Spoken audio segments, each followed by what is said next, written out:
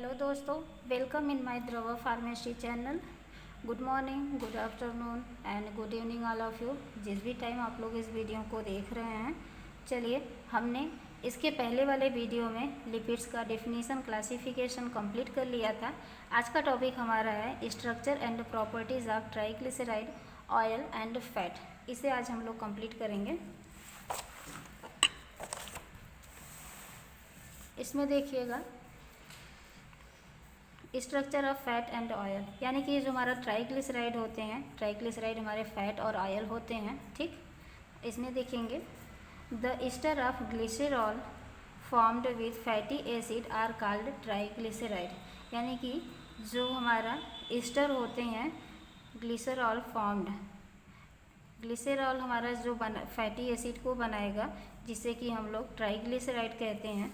The ester of higher fatty acid with glycerol triglyceride are known as fat and oils, यानी कि जो हमारे higher fatty acid, Easter के जो higher fatty acid होते हैं उसके साथ जब हमारा ग्लिसरॉल आता है तो उसे हम लोग ट्राइग्लिसराइड या फिर फैट और ऑयल कहते हैं। ठीक, इसमें हम लोग इसका जनरल फार्मूला देखेंगे।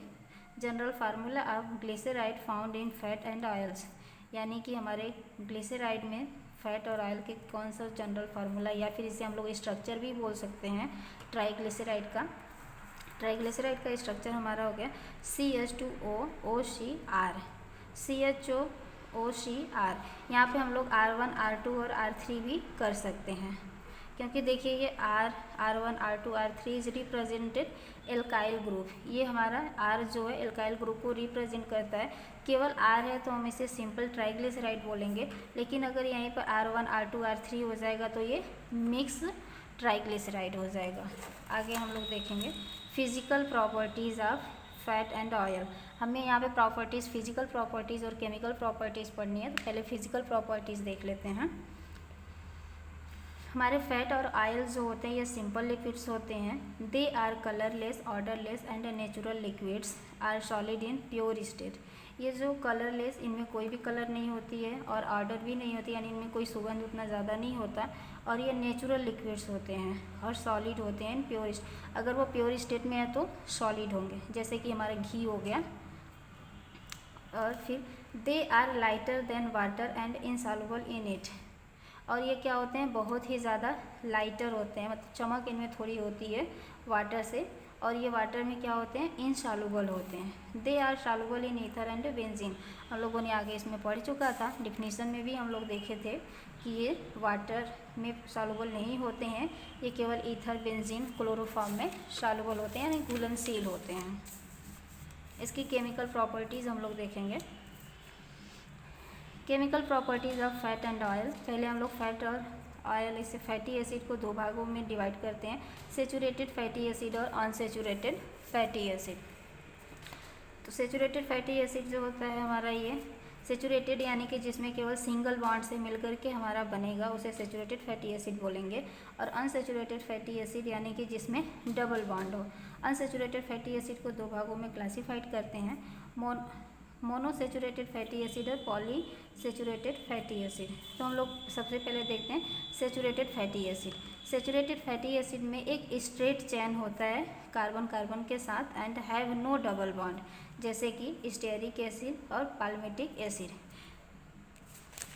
और हमारे अनसेचुरेटेड फैटी एसिड में इसमें डबल बॉन्ड होती है।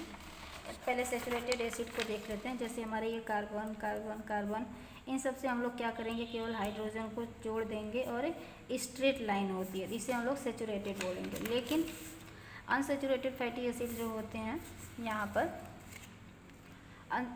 Fatty acid have one or more carbon carbon double bond in carbon chain are called unsaturated fatty acid. Example linoleic acid, arachidonic acid.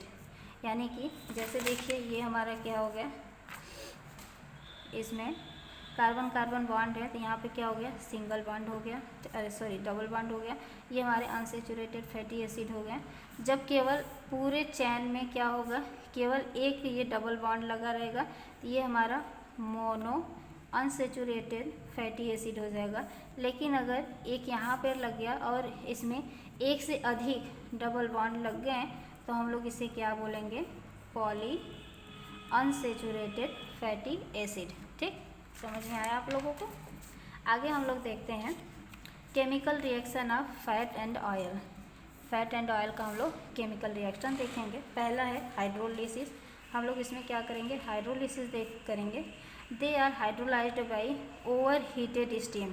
Over heated steam यानी कि water को लेकर के हम लोग क्या करेंगे, गर्म करेंगे easily to form glycerol and related acid. यानी कि जब हम लोग इसे हाइड्रोलाइज्ड करेंगे तब हमारा ग्लिसरॉल बनेगा और उससे रिलेटेड एसिड बनेगा।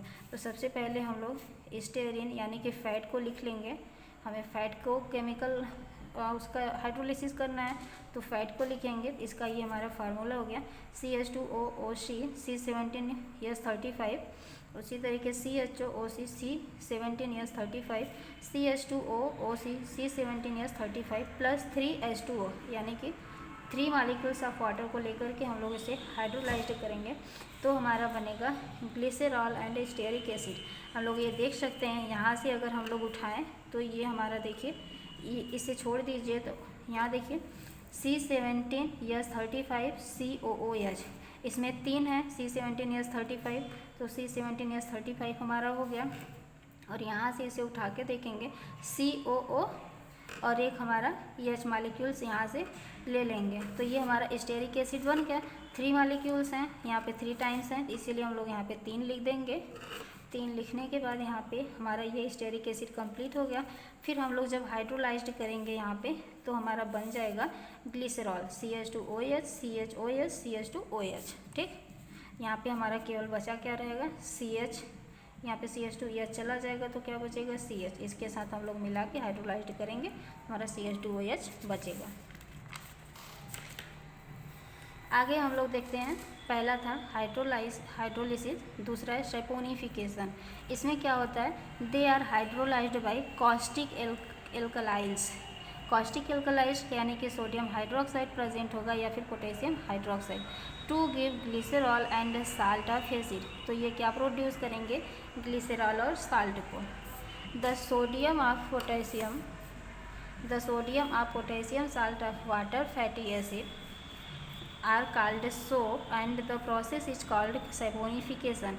यानी कि जब हमारा सोडियम या फिर पोटेशियम साल्ट को हम लोग हाइयर फैटी एसिड, ये जो हमारे हाइयर फैटी एसिड होते हैं इनको हम लोग सोप बोलते हैं और इस प्रोसेस को हम लोग सैपोनिफिकेशन बोलते हैं। देखिए यहाँ पे ये हमारा फैट हो गया, हम लोग फैट को लिखेंगे यहाँ पे पहले, फिर 3 सोडियम हाइड्रोक्साइड को लेंगे। ये जो हमारे सोडियम हाइड्रोक्साइड या पोटेशियम हाइड्रोक्साइड एक कॉस्टिक सोडा होते हैं, इनको जब हम लोग रिएक्ट कराएंगे एक दूसरे के साथ तो ग्लिसरॉल और सोडियम स्टीयरेट को बनाएंगे।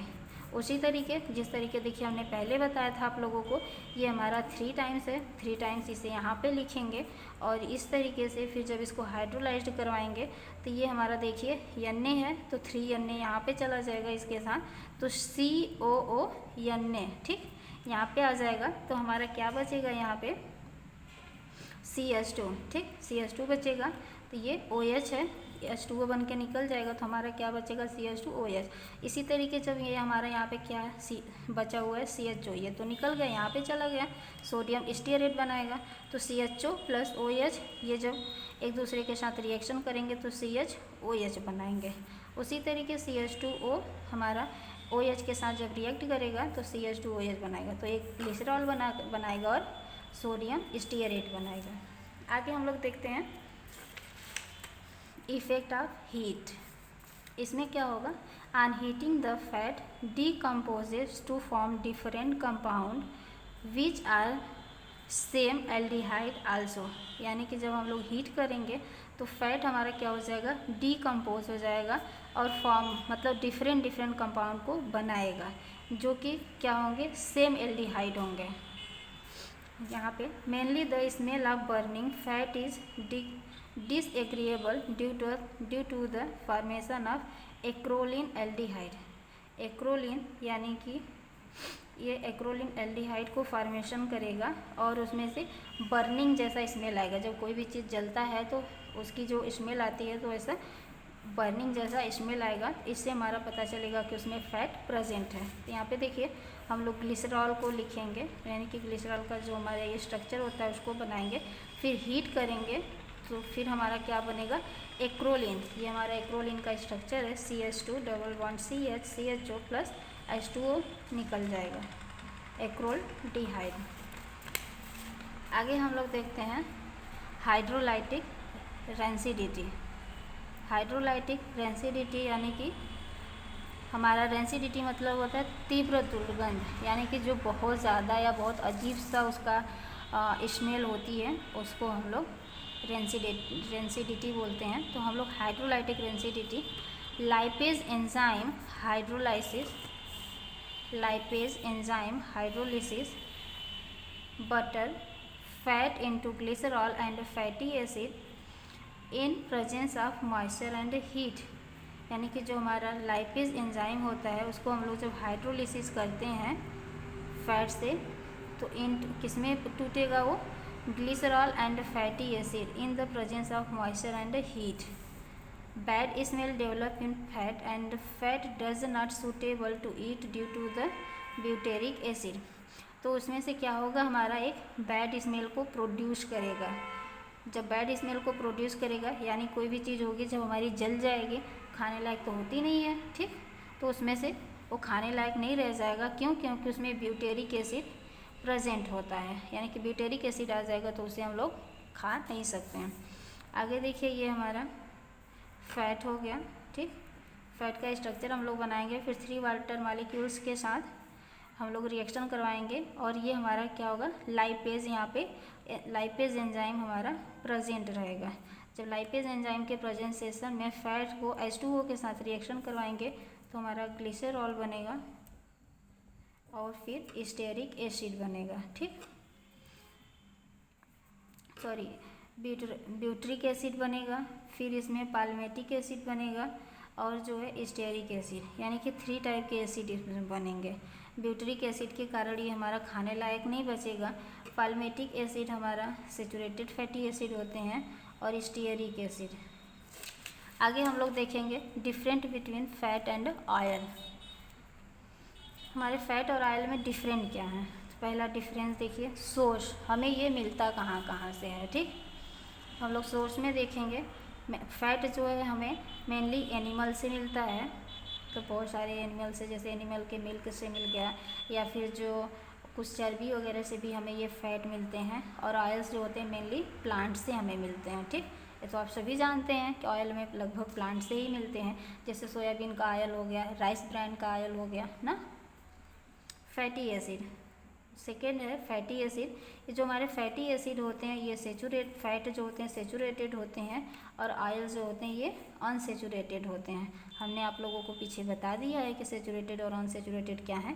बॉन्डिंग इसमें कैसी होती है, फैट में नो डबल बॉन्ड, यानी कि ओनली 1 सिंगल बॉन्ड प्रेजेंट होता है, और ऑयल्स में डबल बॉन्ड प्रेजेंट होते हैं, इसमें सिंगल बॉन्ड नहीं होती है।